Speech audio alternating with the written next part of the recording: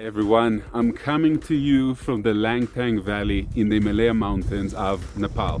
And this beautiful trek has been transformative, to say the least.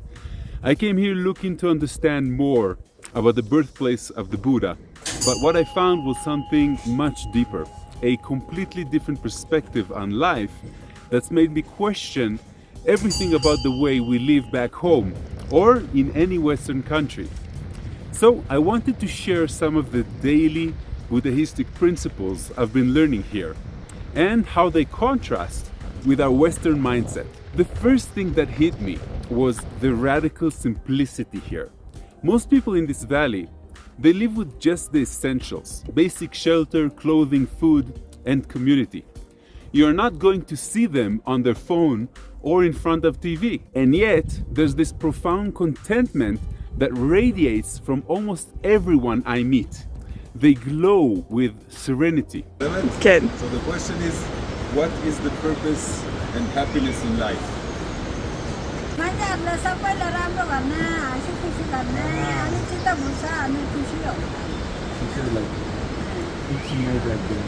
Other people happy. Other people So happy. just be satisfied and be If happy. you make other people happy.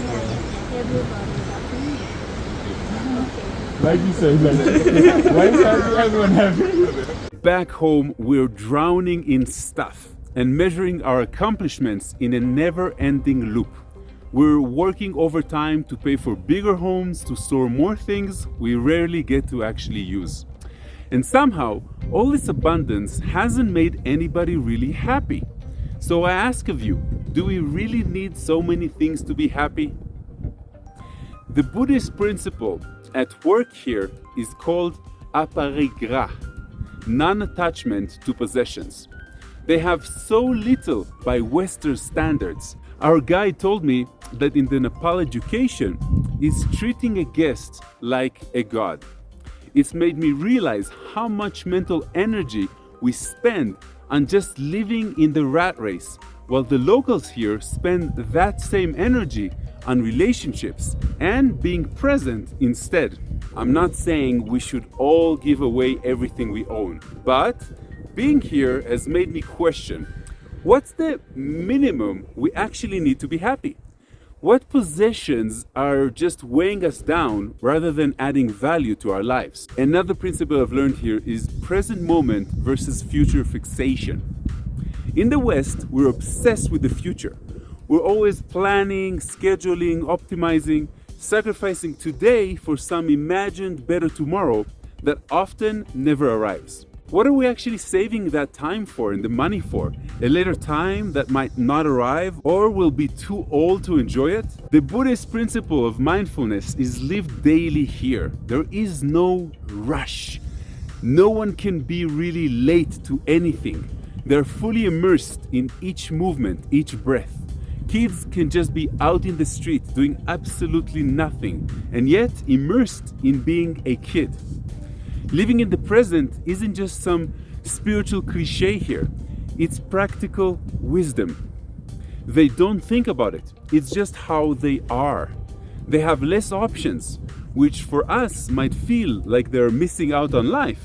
But in reality, having more options usually leads to confusion and misery. Wanting leads to expectations, which leads to disappointment. When resources are limited, being present helps you appreciate what you have rather than craving what you don't. Perhaps the most powerful lesson I've encountered is the principle of acceptance.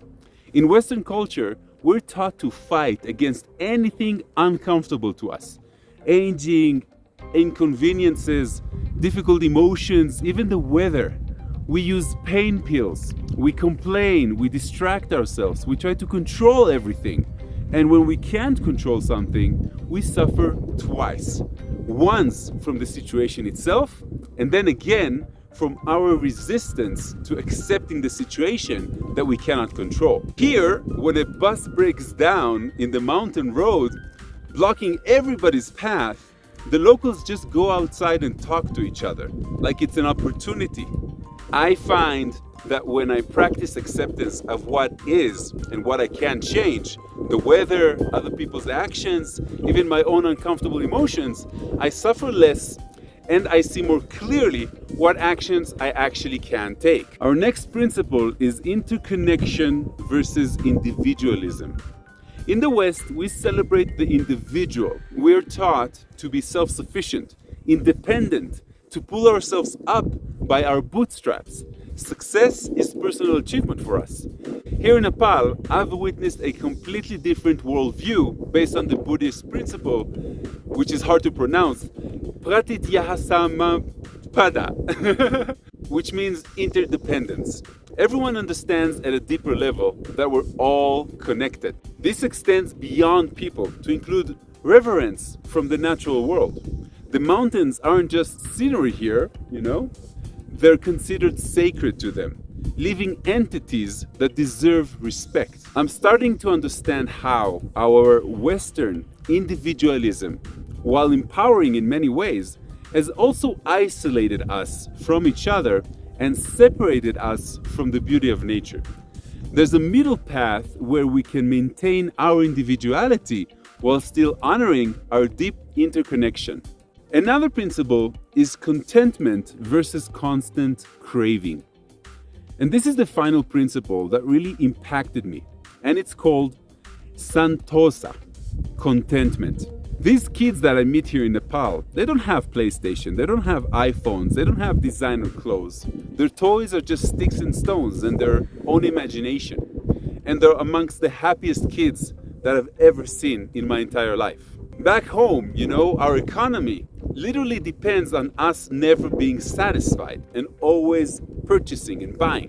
We're bombarded with thousands of advertisements daily telling us we need more, better, newer things to be happy.